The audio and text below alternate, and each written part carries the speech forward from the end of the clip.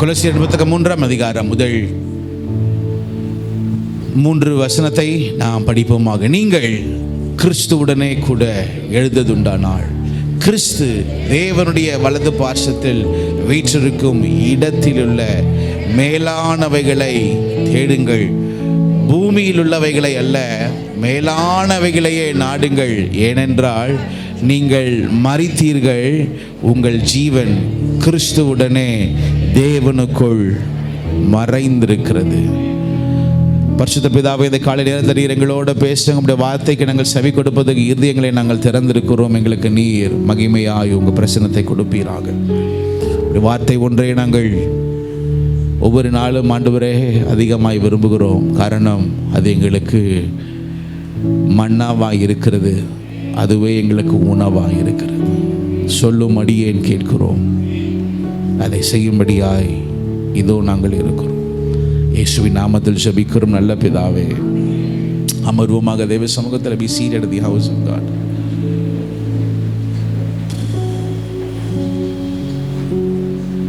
கர்த்தர் நல்லவர். கர்த்தருடைய பெரிதான கிருபையினாலே கர்த்தர் நம்மை இந்த நாட்களிலே தேவனுடைய அடையாளங்கள் என்று சொல்லத்தக்க நாம் கிறிஸ்துவிலே இருக்கிறதுனாலே, கிறிஸ்து நமக்கு இருப்பதினாலே அவருக்குள் நம்முடைய அடையாளங்கள் என்று நாம் கடந்த நாட்களிலே நாம் படித்து கொண்டு வந்தோம். குறிப்பாய் கடந்த வாரம் நான் உங்களோட பேசின வார்த்தை உங்களுக்கு ஞாபகத்தில் இருக்குன்னு நினைக்கிறேன். ஆண்டவருடைய பிள்ளைகளாக இருக்கிற நமக்கு மேலே வெளியரங்கமாய் 5 அடையாளங்கள் உங்களுக்கு தெரியும் நினைக்கிறேன். முதலாவது ஒரு அடையாளத்தை பற்றி சொன்னேன்.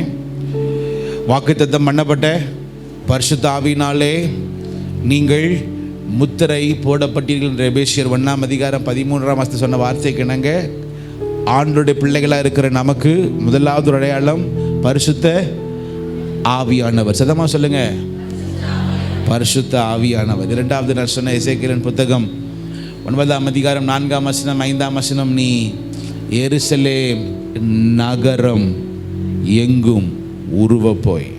எருசலேம் இப்போ நாம் இருக்கிறது பட்டணமா நகரமா? நாம் இருக்கிற இந்த பட்டணம், இந்த சென்னை பட்டணம், இது மிக முக்கியமான பட்டணம். எத்தனையோ கோடி ஜனங்கள் இருக்கிறார்கள். இந்த ஜனங்களுக்காய் ஜெபிக்கும்படி தேவன் நம்மை அழைத்திருக்கிறார். நமக்காக மாத்திரமல்ல, இதற்காய் நாம் ஜெபிக்கும் பொழுது நீ எருசலேம் பட்டணத்திற்கு நகரத்திற்கு குள்ளே நீ உருவ போய் அதில் நடக்கிற அருவருப்புகளின் நிமித்தம் அதிலே அழுது ஜெபிக்கிறவருடைய நெற்றியிலே நீ என்ன போடு? முத்திரையை போடு, அடையாளத்தை போடு என்று இரண்டாவது ஒரு அடையாளத்தை கர்த்தருடைய பிள்ளைகளாக நமக்கு திறப்பிலே நிற்க வேண்டிய ஒரு அடையாளத்தை கர்த்தர் நமக்கு கொடுத்திருக்கிறார். மூன்றாவது அடையாளத்தை சொன்னேன் நான். என்னென்னா உபாகமம் 11ஆம் அதிகாரம் 18ஆம் வசனம், நீங்கள் என் வார்த்தையை உங்கள் இருதயத்திலும் உங்கள் ஆத்மாவிலும் பதித்து அவைகளை உங்கள் கையின் மேல் அடையாளமாய் போட்டு உங்களுடைய கண்களின் நடுவே அது ஞாபகக்குறியாய் இருப்பதாக என்று கடந்த வாரத்தில் நான் கர்த்தருடைய வார்த்தை எங்கள் அடையாளம் என்று நான் பேசினேன். இப்படி ஒரு 5 காரியங்களை நான் உங்களோட பேசும்படி கர்த்தர் நமக்கு கிருபை கொடுத்தார். இன்றைக்கி நான் கடந்த வாரம் சொன்னது போலவே அதனுடைய தொடர்ச்சியான செய்தியை இன்று நான் உங்களோடு பேசும்படி நான் விரும்புகிறேன். கர்த்தர் நமக்கு அந்த கிருபைகளை கொடுப்பாராக. கொலோசியர் சபையில் பவுல் எழுதும் பொழுது சொல்லுகிறார், நீங்கள் மேலானவைகளை தேடுங்கள். 3ஆம் அதிகாரம் 1ஆம் வசனம். சத்தமாக படிங்க பார்க்கலாம். இன்னொரு வருஷம் எல்லாரும் சேர்ந்து படிக்கலாமா? 3ஆம் அதிகாரம் 1ஆம் வசனம், நீங்கள் கிறிஸ்துவுடனே கூட எழுந்தது உண்டானால் கிறிஸ்து தேவனுடைய வலது பார்சத்தில் வீற்றிருக்கும் இடத்தில் உள்ள மேலானவைகளை. இன்று காலை ஆராதனை உங்கள் மத்தியில் நான் பேசுகிற காரியம், நீ எதை தேடு? சத்தமா சொல்லுங்க பாக்க, எதை தேடு? நீ மேலானவைகளை தேடு. இதை நீ மேலானவைகளை தேடு என்று கர்த்தருடைய வார்த்தை எந்த சபைக்கு வருது தெரியுமா? எந்த சபைக்கு? கொலேசு சபைக்கு கர்த்தர் சொல்லுகிறார். பைபிளில் நம்ம போன வாரம் நம்ம படித்தோம்ல, என் இருதயத்திற்கு ஏற்றவன் என்று கர்த்தர் ஒரு மனுஷனை சொன்னார். எந்த மனுஷனை? தாவீதை சொன்னார். மகா சாந்த குணமுள்ள மனுஷன் யாரை சொன்னார்? மோசையை பார்த்து சொன்னார். போன வாரம் நம்ம படித்தோம். அதே போல் பைபிளில் ஒவ்வொரு சபையை குறித்து ஆண்டவர் விதவிதமாய் சொல்லுகிறார். லவோதிக்கியா சபை ஞாபகம் இருக்கா? லவோதிக்கியா சபை, லவோதிக்கியா சபை பற்றி ஆண்டவர் சொல்லுகிற வார்த்தை என்னன்னா, இவங்க வெதுவெதுப்பான சபை, வெதுவெதுப்பான சபை, அனலும் இல்லை குளிரும் இல்லை என்று சொல்லுகிறார். அனலும் இல்லை குளிரும் இல்லை. லவோதிக்கியா சபை. பெரேயா சபை பற்றி சொல்லுகிறார், இந்த சபையார் அவர்கள் மனோவாஞ்சையாய் வசனத்தை ஏற்றுக்கொண்டு தினந்தோறும் வேத வசனத்தை அவர்கள் ஆராய்ந்து பார்க்கிறார்கள். பெரேயா சபையை பற்றி இப்படி சொல்லுகிறார். கர்த்தர் நம்ம பார்த்து சொல்லணும், இந்த மிரக்கிள் அசெம்பிளி ஆஃப் காட் சபை, இந்த ஜனங்கள் கர்த்தருடைய வார்த்தையை தினந்தோறும் அவர்கள் ஆராய்ந்து பார்க்கிறார்கள். ஆராய்ந்து பார்க்க. பைபிளில் இன்னொரு ஒரு சபை இருக்கு, பிலிப்பிய சபை. அந்த சபை அது கொடுக்கிற சபையாக இருந்தது, அதிகமாய் கொடுக்கிற சபையாக இருந்தது. பவுலே எழுதுகிறார், நீங்கள் அதிகமாக நீங்கள் கொடுத்துருக்கிறீங்க தேவனுடைய ஊழியத்திற்காக, தேவனுடைய ராஜ்யம் வளரும்படி நீங்கள் அதிகமாய் கொடுத்தீர்கள். இப்படி ஒரு சபையும் கர்த்தர் ஒரு மாதிரி சொல்லுகிறார். அப்படி வரும் பொழுது கொலோசியா சபை, இந்த கொலோசியா சபையை பற்றி அதுக்குன்னு ஒரு காரியம் இருக்குது. என்ன தெரியுமா? 2ஆம் அதிகாரம் 4ஆம் வசனம், கொலோசியரின் புத்தகம் 2ஆம் அதிகாரம் 5ஆம் வசனம் எழுதியிருக்கிறது, சரீரத்தின்படி நான் தூரமாய் இருந்தும் ஆவியின்படி உங்களுடனே கூட இருந்து, அடுத்த வார்த்தை, உங்கள் ஒழுங்கா இருந்த சபை. ஒரு சபை இருந்துச்சான். அது எந்த சபை? கொலோசி சபை. பைபிள்ல ஒரு சபை ஒழுங்கா இருந்துச்சான். It was disciplined. சபையாரா இருக்கிற நாம் நம்முடைய வாழ்க்கையில தேவன் இப்படி நம்ம பார்த்து சொல்லணும், இவர்கள் ஒழுங்கா இருக்கிறாங்க. நல்லவங்களா இருக்கிறது முக்கியம் இல்லை. இந்த சபை மிகவும் ஒரு ஒழுக்கமுள்ள ஒரு சபையா இருக்கிறது என்று பவுல் இந்த சபை குறித்து அவர் எழுதுகிறார். அது மாத்திரமில்லை, அதே 1ஆம் அதிகாரம் 3ஆம் வசனத்தில் நீங்கள் பார்த்தீங்கன்னா, இந்த 1ஆம் அதிகாரம் 3ஆம் வசனத்தில் குள்ள சபையில் போட்டிருக்கு, கிறிஸ்து இயேசுவின் மேலுள்ள உங்கள். இந்த சபை விசுவாசமுள்ள சபையாக இருந்தது. முதலாவது ஒழுக்கமுள்ள சபை, இரண்டாவது விசுவாசமுள்ள சபை, மூன்றாவது பரிசுத்தவான்கள் எல்லார் மேலும் உங்கள் அன்பை குறித்து நாங்கள். அது மாத்திரமல்ல, ஊழியக்காரர்களை அதிகமாய் நேசிக்கிற ஒரு சபை, ஊழியக்காரர்களை அதிகமாய் நேசிக்கிற சபை இந்த கொலோசியா சபை. இந்த கர்த்தருடைய பிள்ளைகளாக இருக்கிற நாம இந்த குணாதிசயம் நமக்கு இருக்கணும், ஒழுங்காக இருக்கணும். ரெண்டாவது, நம்மளை பார்த்துக்க நாம் விசுவாசத்தில் உள்ளவர்களாக இருக்கணும். பவுல் சொல்லுகிறார், நல்ல போராட்டத்தை போராடினேன், என் விசுவாசத்தை காத்து கொண்டேன். தனிப்பட்ட நபராய் விசுவாசம் உண்டு, குடும்பமாய் விசுவாச ஓட்டம் என்று உண்டு, சபையாராய் நாம் ஓட வேண்டிய ஒரு விசுவாச வாழ்க்கை உண்டு. ஆகவே இந்த 2வது சொல்லுகிற விசுவாசம். 3வது அவர் சொல்லுகிறார், ஊழியக்காரர்கள் மேல் அவங்க ரொம்ப அதிக அன்பாக இருந்தாங்க. ஊழியக்காரர்களை அவர்கள் கனம் பண்ணார்கள். அதில் 2 காரியம் இருக்கு. நம்மளுடைய வாழ்க்கையில் ஊழியக்காரர்கள் சொல்லும் பொழுது 2 விதமான ஊழியக்காரர்கள் இருக்கிறாங்க. சில பேர் அப்படியே சுற்று ஊழியம் செய்வாங்க, சில பேர் உண்மையான ஊழியம் செய்வாங்க. அவங்க கிராமத்தில் ஊழியம் செஞ்சாலும் சரி, எங்கே ஊழியம் செஞ்சாலும் சரி, முழு நேரமாக இருந்தாங்கன்னா அவங்க மேலே ஒரு அபிஷேகம் இருக்குது. தெரியுங்களா உங்களுக்கு? தாவீது சவுலை பார்த்து சொன்ன வார்த்தை என்ன தெரியுமா? அவன் மேலே அபிஷேகம் இருக்குது. யார்? சவுல் மேலே அபிஷேகம். இத்தனைக்கும் ஒரு ராஜாவாக இருந்தார். அப்படிப்பட்ட ஒரு மேலே அபிஷேகம் இருக்குன்னா ஆரோன் மேலே எவ்வளோ பெரிய ஒரு அபிஷேகம் இருக்குன்னு யோசிச்சு பாருங்க. பவுல் சொல்லுகிறார், கொலோசி சபையார், நீங்கள் பரிசுத்தவான்களை நீங்கள் அதிகமாக நேசிக்கிறீங்க. இந்த கொலோசி சபை யார் தெரியுமா ஆரம்பிச்சா? யார் ஆரம்பிச்சா? எல்லாரும் சொல்லுவோம், டக்குன்னு வருகிற வார்த்தை யாரு? பவுல். ஆனால் பவுல் ஆரம்பிக்கல. ஆனால் ஆரம்பிச்சது பவுல் இல்லை. பைபிளில் போட்டிருக்கு, பவுல் ஒரு ஊரில் இருந்தாப்புல 3 வருஷம் எபேசின்னு ஒரு ஊரில். நல்லா கேட்டுங்க, எபேசின்னு ஒரு ஊரில் பவுல் 3 வருஷம் இருந்தார். அப்போ அந்த ஊருக்கு ஒரு 2 பேர் வந்தாங்க. ஒரு ஆள் பேர் எப்பாப்ரா, இன்னொரு ஒரு கொஞ்சம் பணக்காரு, அவர் பேர்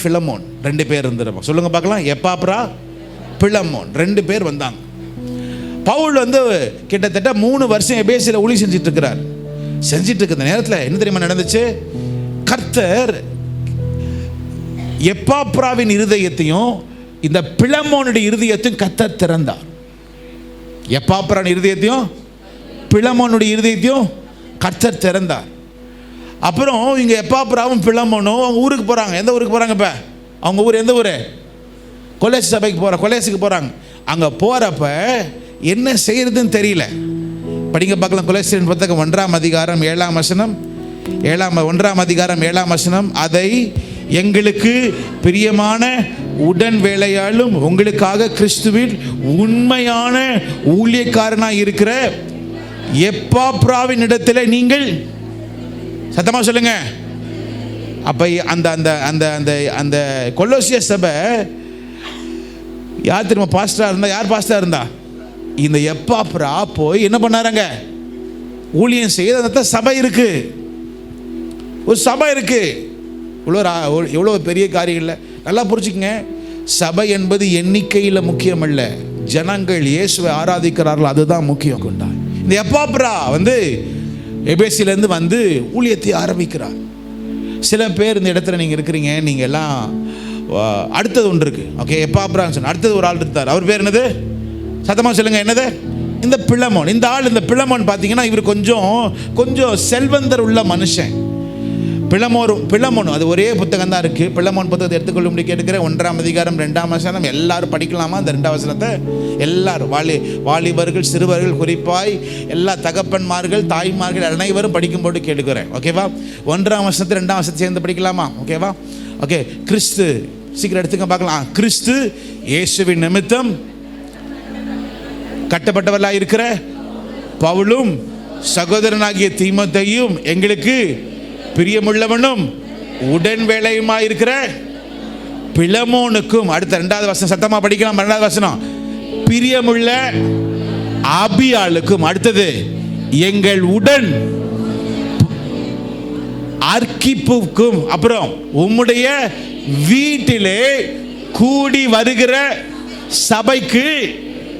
அடுத்தது பைபிளில் போட்டிருக்கு. அதே கொலோசி சபையில் பிலமோன் இருந்தாப்புல. அங்கே 2 சர்ச்சு இந்த கொலோசி சபையில். ஒரு சபை வந்து எப்பாப்ரா பாஸ்டராக இருக்கிறாரு. இன்னொரு சர்ச்சில் பைபிளில் போட்டிருக்கு அங்கே சர்ச்செல்லாம் இல்லை. இந்த பிலமோன் ஒரு வீடு, கொஞ்சம் பெரிய வீடு. பைபிளில் போட்டிருக்கு அவர் வீட்டில் என்ன போட்டிருக்கு? உம்முடைய வீட்டிலே கூடி வருகிற சபை. அப்படின்னு என்னது? அவங்க வீட்டில் என்ன இருந்துச்சான்? சத்தமா சொல்லாம என்ன இருந்துச்சான்? சபை இருந்துச்சு. அவங்க வீட்டில் சபை இருந்துச்சு. இப்போ இந்த கொலோசி சபைக்கு ரெண்டு சபை நடந்துகிட்டு இருக்காங்க. இந்த சபைக்கு தான் பவுல் எழுதுகிறார். சொல்லுகிறார், கொலோசி சபையே, உன் வீட்டில் சபை இருக்கு, எல்லாம் நல்லா இருக்கு. ஆனால் ஒன்றை நீ புரிஞ்சுக்கோ, என்னன்னா மேலானவைகளையே, சத்தமா சொல்லுங்க பார்க்கலாம், மேலானவைகளையே என்ன பண்ணுங்க? தேடுங்கள்னு சொல்றார். ஏன் மேலானவைகளை தேடுங்கள்னு சொன்னார்னா, அதுக்கு அர்த்தம் என்னன்னா பரலோகத்திற்குரிய காரியங்களை என்ன பண்ண நீ தேடு. சபையா இருக்கிற நாம இப்போ இங்கேருந்து இப்போ நான் திடீர்னு சொல்கிறேன், நம்ம இங்கேருந்து பாரிஸ்க்கு போகிறோம் அப்படின்னு சொன்னால் நம்ம கண்ணில் நமக்கு தெரியும், நம்ம மனசில் தெரியும் பாரிஸ் எங்கே இருக்குன்னு தெரியும். தெரியுமா தெரியாதா? தெரியும். ராத்திரி நேரம் ஆச்சு, வண்டியில் லைட்டை போட்டுட்டு என்ன பண்ணுவோம்? நம்ம போவோம். போகிற நேரம் நமக்கு பாரிஸ் எங்கே இருக்குன்னு தெரியும். தெரிஞ்சாலும் மனக்கண்ணில் இருந்தாலும் நம்ம வண்டி ஓட்டும் போது என்னது? ஒவ்வொரு சிக்னலா தாண்டி என்ன பண்ணுவோம்? நம்ம போவோம். இதே போல தான் பவுல் சொல்லுகிறார், இந்த பூலோகத்தில் நீ இருக்கிற, ஆனால் ஒன்றை மறந்துடாது, உன் மனதில் எதை வை? சத்தமா சொல்லுங்க பார்க்கலாம். பரலோகத்திற்குரிய காரியங்களை நீ வை. பரலோகத்திற்குரிய காரியங்களை நீ வை. அன்னைக்கு நம்ம படிச்சது உங்களுக்கு ஞாபகம் இருக்குன்னு நினைக்கிறேன். 2 கொரிந்தியரின் புத்தகம் 5ஆம் அதிகாரம் 1ஆம் வசனம். நீங்க எடுக்க வேண்டாம், பைபிளில் போட்டிருக்கு, பூமிக்குரிய கூடாரமாகிய நம் வீடு அழிந்து போனாலும் தேவனால் கட்டப்பட்ட கைவேலை இல்லாத நித்திய வீடு பரலோகத்திலே, சத்தமா சொல்லுங்க பார்க்கலாம், பரலோகத்திலே நமக்கு உண்டு. பவுல் சொல்லுகிறார், பரலோகத்திலே நமக்கு உண்டு. ஆண்டவராக இயேசு சொல்லுகிறார் மத்தேயு 6ஆம் அதிகாரத்தில், பரலோகத்திலே உங்களுக்கு பொக்கிஷங்களை என்ன பண்ணுங்க? சேர்த்து வையுங்கள். நீ பரலோகத்தில் பொக்கிஷத்தை என்ன பண்ணு? இப்போ யாராவது ஒரு ஆளை பார்த்து கேட்குறேன்ல, இப்போ நானே கேட்குறேன். கல்யாணம் ஆன ஆள், கல்யாணம் ஆகி ஒரு சில நாட்கள், ஒரு சில வருஷங்கள் பிடிச்சப்போ நானே கேட்கறது உண்டு. ஏதாவது ஒரு லேண்டு வாங்கிட்டீங்களா, வீடு வாங்கிட்டீங்களா, கல்யாணம் ஆயிடுச்சு, இப்படியே போக முடியாது. ஒரு நல்ல தகப்பன் தன் பிள்ளைகளுக்கு எதை வச்சுட்டு போவானா? எதை வச்சுட்டு போவானா? ஆஸ்தியை வச்சுட்டு போவான். சும்மா அம்மா அப்படிலாம் பிள்ளைங்க வரப்போகுதுனாலே, பிள்ளைங்க இருக்கிறாங்களே, ஒரு தகப்பன் பிள்ளைகளுக்கு ஆஸ்தியை வச்சுட்டு போகணும். வச்சுருக்கிறீங்களா? வைக்கணும். கொஞ்சம் கொஞ்சமாக என்ன பண்ணுங்க. இதே போல தான் பவுல் சொல்லுகிறாரு. இதே போல தான் பவுல் சொல்லுகிறார். மன்னிக்கும், ஆண்டவரை இயேசு கிறிஸ்து சொல்லுகிறார். இதே போல தான் இயேசு கிறிஸ்து சொல்லுகிறார். என்ன சொல்லுகிறாரு? நீ பரலோகத்தில் பொக்கிஷங்களை என்ன பண்ணு? கொஞ்சம் கொஞ்சமாக சேர்த்து வை. கொஞ்சம் கொஞ்சமாக நீ சேர்த்து வை. பரலோகம் பரலோகம் பரலோகம்னு எப்போ அதிகமாக சொல்லுவாங்க?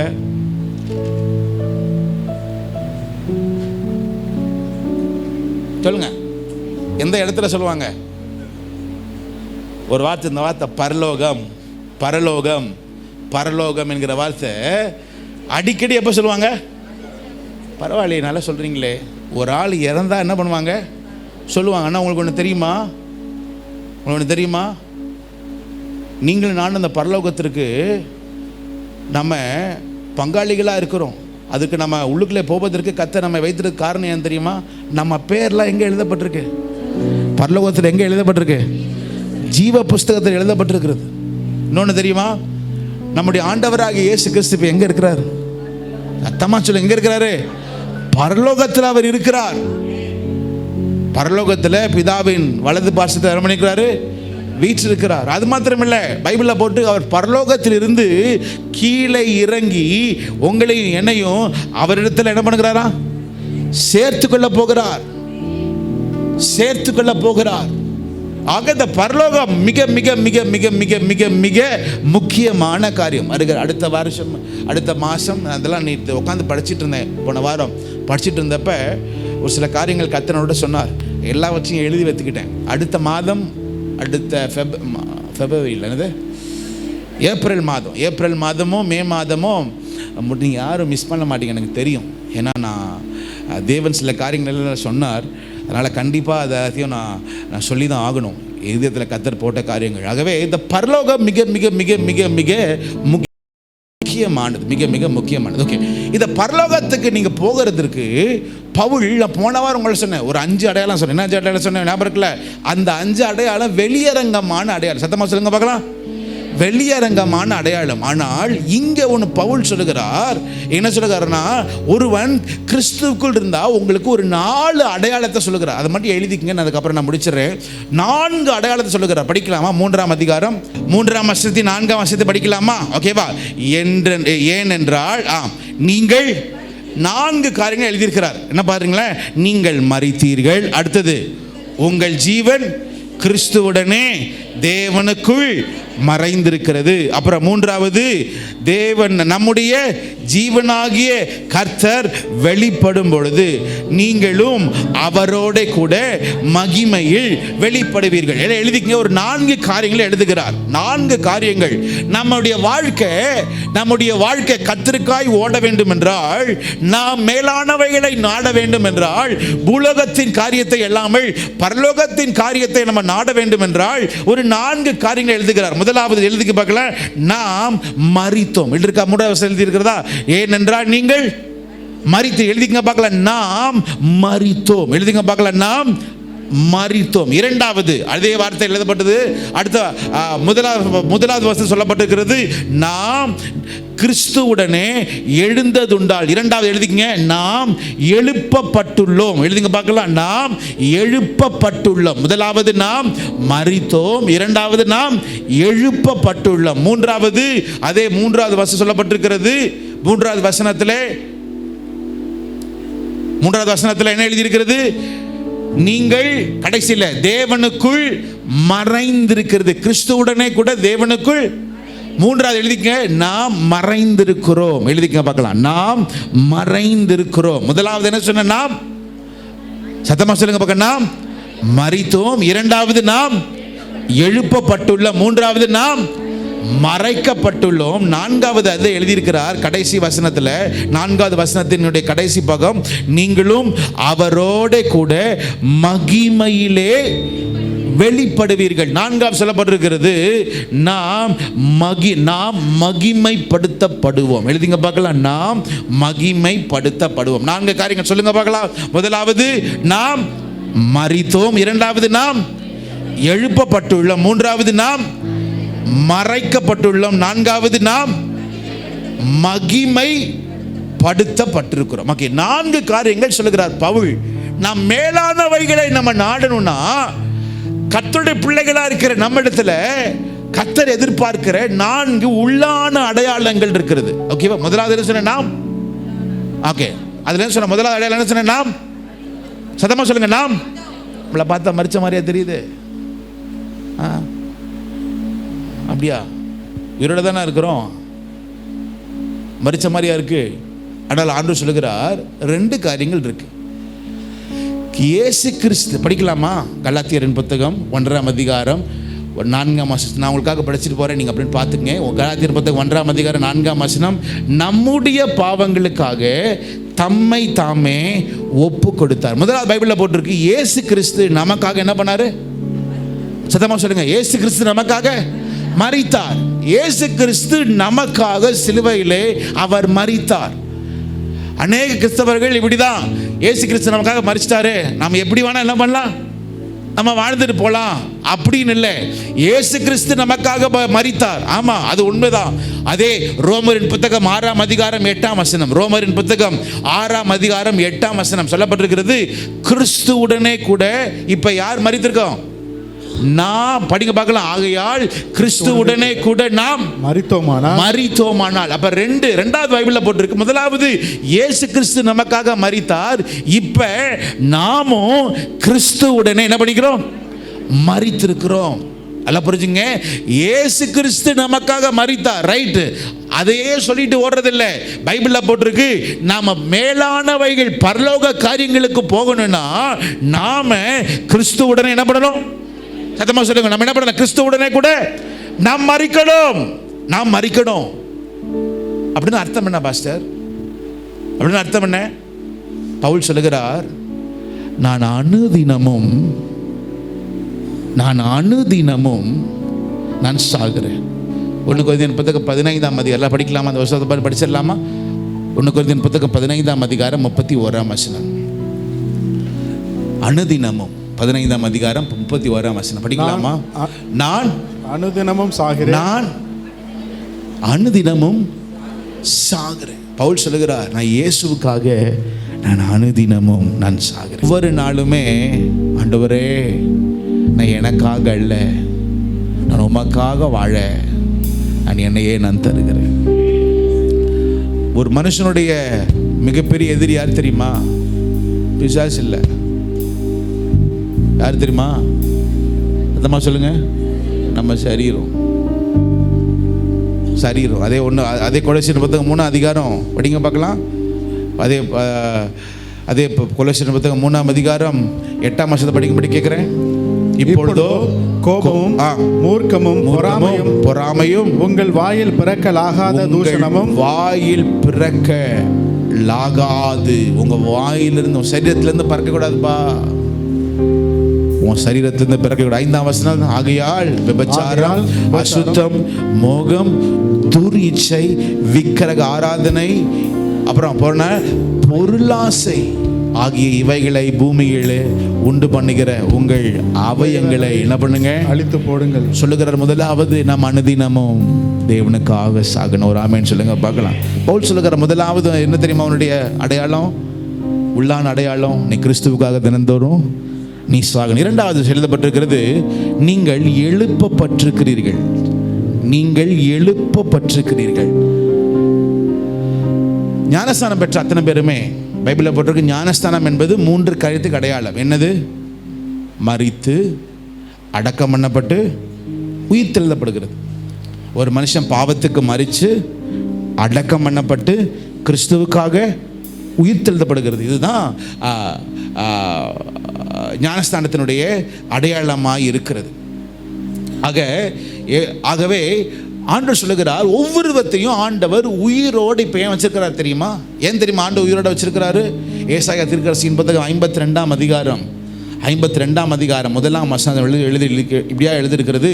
ஏசாயா 52 1ஆம் வசனம் சொல்லப்பட்டிருக்கிறது, எழும்பு எழும்பு சீயோனே. சத்தமா படிங்க பார்க்கலாம். எழும்பு எழும்பு சீயோனே, உன் வல்லமையை படிங்க படிங்க பார்க்கலாம். எல்லாம் படிங்க பார்க்கலாம். உன் வல்லமையை தரித்துக்கொள், உன் அலங்கார வஸ்திரங்களை. கையை உயர்த்துங்க பார்க்கலாம். இன்னைக்கு காலையில சொல்லுகிறேன், இன்னைக்கு காலையில கர்த்தர் சொல்லுகிற தீர்க்க தரிசனமான வார்த்தை, உன் அலங்கார வஸ்திரங்களை நீ தரித்து கொள்ளுகிற நேரம் வந்து விட்டது. துக்கத்தின் வஸ்திரங்களை களைத்து, நீ எவ்வளோ நாளா எதிர்பார்த்து கொண்டிருக்கிறாயே, எவ்வளவு நாளா எதிர்பார்த்து கொண்டிருக்கிறாயே, உன் அலங்கார வஸ்திரத்தை நீ உடுத்தி கொள்ளுகிற நேரம் அது வந்து விட்டது. நம்புறவங்க ஆமென் சொல்லுங்க பார்க்கலாம். அதமா சொல்லுங்க பார்க்கலாம். ஆமென். அவர் சொல்லுகிறார், எலும்பு எலும்பு சீயோனே.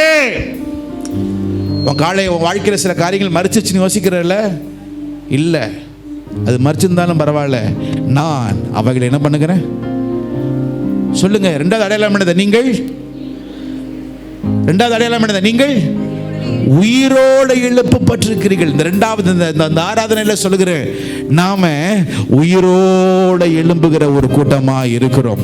செத்த காரியங்களை உயிர் பெற செய்யும்படியாய் தேவன் நமக்கு உயிரை கொடுத்து செத்ததை உயிரோடு எழுப்புகிற ஒரு கூட்டமாய் நாம் இருக்கிறோம். ஒரு ஆமென் சொல்லுங்க பார்க்கலாம். சத்தமா சொல்லுங்க பார்க்கலாம். ஆமென். சில காரியம் கையை விட்டு போயிருக்கலாம், சில காரியம் உங்க வாழ்க்கையில அது மரித்து போயிருக்கலாம், சில காரியங்கள் உங்க கண்களுக்கு முன்பதாக அது போயிருக்கலாம். பரவாயில்ல, ஒன்ன மறந்துடாதீங்க, கர்த்தர் நம்மை உயிரோடு எழுப்பும்படியாய் நம்மை உயிர்ப்பித்திருக்கிற தேவனாய் இருக்கிறார். இன்னைக்கு தீர்க்க தரிசனமா சொல்றேன், கல்யாணம் இது வரைக்கும் நடக்கல, இன்னும் ஓடிட்டே இருக்கு, கவலைப்படாதீங்க. உன் அலங்கார வஸ்திரத்தை உடுத்துகிற நேரம் அது வந்து விட்டது. சத்தமா சொல்லுங்க பார்க்கலாம். ஆமென். இரண்டாவது பைபிள்ல போட்டிருக்கு, நீங்கள் என்ன பண்ணிருக்கிறீர்கள்? எழுப்பப்பட்டிருக்கிறீர்கள். சத்தமா சொல்லுங்க, நீங்க என்ன பண்ணிருக்கிறீர்கள்? எழுப்பப்பட்டிருக்கிறீர்கள். மூன்றாவது, அதே 3ஆம் அதிகாரம் 3ஆம் வசனம், கொலோசியர் புத்தகம் 3ஆம் அதிகாரம் 3ஆம் வசனம் இப்படியாக சொல்லப்பட்டிருக்கிறது, ஏனென்றால் நீங்கள் மரித்தீர்கள், உங்கள் ஜீவன் கிறிஸ்துவுடனே கூட தேவனுக்குள் மறைந்திருக்கிறது. சத்தமா சொல்லுங்க பார்க்கலாம். எப்படி இருக்குதா? மறைந்திருக்கிறது. கண்ணாடி இருக்குது எங்கிட்ட. ஓகே, என் கையில் இப்போ கண்ணாடி இருக்குது. இப்போ இந்த கண்ணாடி இது ஒரு டார்க் கண்ணாடி. ஓகே, இப்போ இந்த கண்ணாடி நான் போட்டால் நான் பார்க்குற காரியம்லாம் எப்படி இருக்கும் சொல்லுங்கள்? டார்க்காக தெரியும். இதே நான் கூலிங் கிளாஸ் அந்த ஒரு மாதிரி ஜில் ஜில் ஜில் ஜில்னு போட்டிருப்பாங்களே, அந்த மாதிரி போட்டால், அன்றைக்கி நான் வண்டியில் போனேன், சொல்கிறாரு ஒரு ஐயா, சார் இந்த மாதிரி டார்க் கண்ணாடிலாம் போடாதீங்க சார், நான் ராத்திரி நேரம் போட்டுட்டு போனீங்கன்னா ஏற்கனவே ராத்திரி டார்க்கு, இதுக்கு மேலே டார்க் போட்டிங்கன்னா உங்களுக்கு என்னது இன்னும் டார்க்காக தெரியும், டார்க் கண்ணாடிலாம் போடாதீங்க சார் அப்படின்னு சொல்லிட்டு ஒரு கண்ணாடி ஒன்று சொன்னார். அது பார்த்தீங்கன்னா பளிச்சுன்னு இருக்கு. அதை போட்டாலே அப்படியே சாதாரண காரியம் பளிச்சு பளிச்சு பளிச்சு பளிச்சு பளிச்சுன்னு இருக்கு. இந்த மாதிரி நம்ம என்ன கண்ணாடி போடுறோம் அதை தான் வெளியே பார்க்கும்பொழுது தெரியுது. உங்களுக்கு தெரியுமா, பிதாவானவர் நம்மளை பார்க்கும்பொழுது எப்படி நம்ம பார்க்குறாரு? கிறிஸ்துவோட நம்ம இருக்கிறதுனால நம்மளை பார்க்கும் பொழுது உலகத்தானா பார்க்கறது இல்லை, கர்த்தருடைய பிள்ளைகளாய் கர்த்தர் பார்க்கிற. ஒரு ஆமென் சொல்லுங்க பார்க்கலாம். இப்போ இந்த கண்ணாடியை நான் போடுறேன்னா எனக்கு எப்படி தெரியுது? அதே போலதான் கிறிஸ்து நமக்கு அடையாளமா இருக்கிறதுனால உங்களை பார்க்கும் பொழுது பிதா எப்படி பார்க்கிறாரு? சத்தமா சொல்லுங்க, சத்தமா சொல்லுங்க. கர்த்தருடைய இயேசுவினுடைய பிள்ளைகளா, இயேசுவுக்கு நாம் அடையாளமா இருக்கிறோம்னு அவர் பார்க்கிறார். உங்களுக்கு தெரியுமா, பிதா நம்மளை அடையாளமா பார்க்கிறாரு. கிறிஸ்து நமக்கு அடையாளமா இருக்கு. ரெண்டு பேருக்கு தெரியும், பிதாவுக்கு தெரியும், அடுத்தது பிசாசுக்கு தெரியும். ஆனால் நீங்கள் உலகத்தான் இருக்காங்களே, அவங்க கிட்ட போகும்போது நீங்கள் பார்த்தீங்கன்னா உங்களை பார்த்தா, ஐயா நீங்கள் புது சிஷ்யா இருக்கிறீங்க பார்ப்பாங்க. நம்மளை எப்படி பார்ப்பாங்க? சாதாரண ஆளாக தான் பார்ப்பாங்க, சாதாரண மனுஷன் தான் பார்ப்பாங்க. ஏன் தெரியுமா?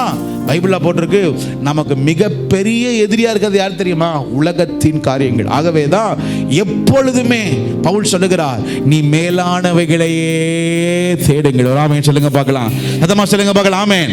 சத்தமா சொல்லுங்க பார்க்கலாம். ஆமென். நீ மேலானவைகளை தேடு. மூன்றாவது சொல்லப்படுகிறது, நீங்கள் மறைக்கப்பட்டிருக்கிறீர்கள். நீ மறைக்கப்பட்டிருக்கிற.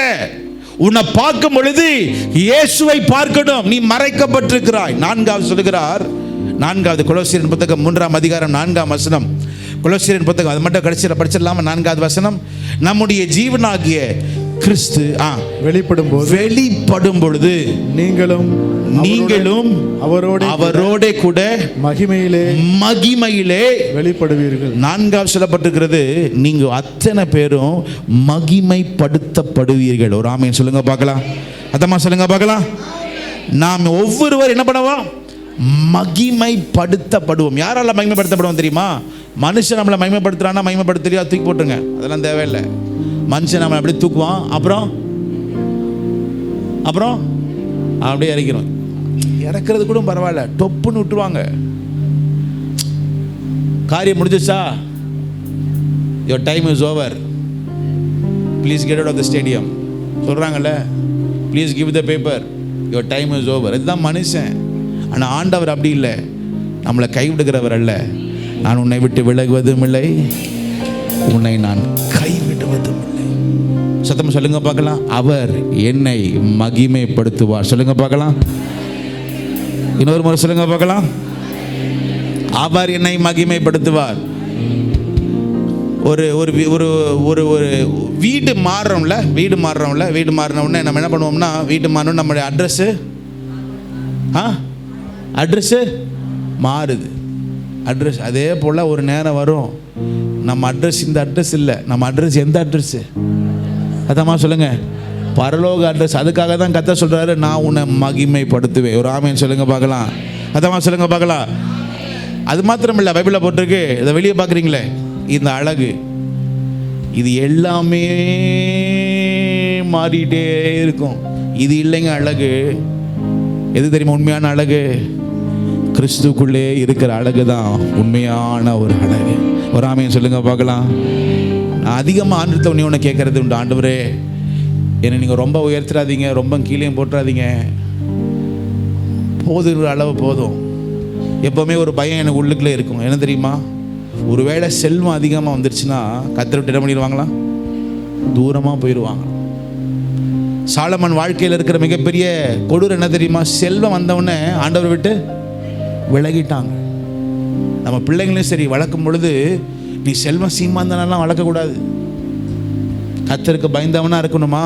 நீ முழங்கால் படிக்கிறதுக்கு அவனை ஒப்பு கொடு.